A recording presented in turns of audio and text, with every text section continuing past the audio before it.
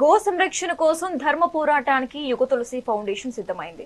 తిరుమల శ్రీవారిని దర్శించుకున్న టీటీడీ మాజీ బోర్డు సభ్యులు కోలిశెట్టి శివకుమార్ మే 3 నుంచి ఆమరణ నిరాహార దీక్ష చేపట్టనున్నట్లు ప్రకటించారు.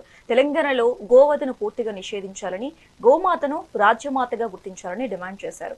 హైదరాబాద్ ఖైరతాబాద్లోని త్రిశక్తి హనుమాన్ దేవాలయం వేదికగా ఈ దీక్ష నిర్వహించనున్నారు.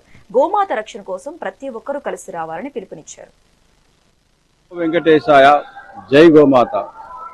గో సేవే గోవిందుని సేవ.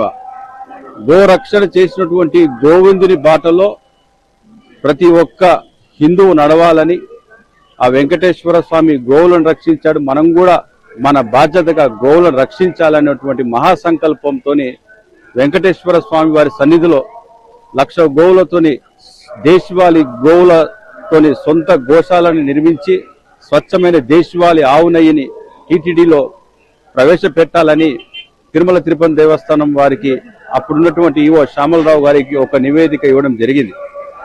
ఇప్పటి వరకు కూడా ఆ నివేదిక పైన ఒక పవర్ ప్లాంట్ ప్రజెంటేషన్ ఇచ్చిన తర్వాత కూడా ఇప్పటి వరకు దానిపైన ఎటువంటి చర్యలు చేపట్టకపోవడం, కూటమి ప్రభుత్వం మీ యొక్క చిత్తశుద్ధిని స్వామివారికి జరుగుతున్న నిత్య కైంకర్యాల్లో కేవలం దేశవాళీ ఆవు నెయ్యి వేద లక్షణతోని ఉన్నటువంటి ఆవులను మాత్రమే స్వామివారి కైంకర్యాలకి ఉపయోగించాలని ఆగమ శాస్త్రంలో చెప్పినటువంటి నియమ నిబంధనలకు విరుద్ధంగా మీరు సంకర జాతి హెచ్ఎఫ్ జెర్సీ గోవుల పాల నుండి సేకరించినటువంటి నెయ్యిని సమర్పించడం అనేది శాస్త్ర ప్రమాణాలకి విరుద్ధం అని చెప్పేసి మరొక్కసారి స్వామివారి సన్నిధి నుండి వేడుకుంటున్నా.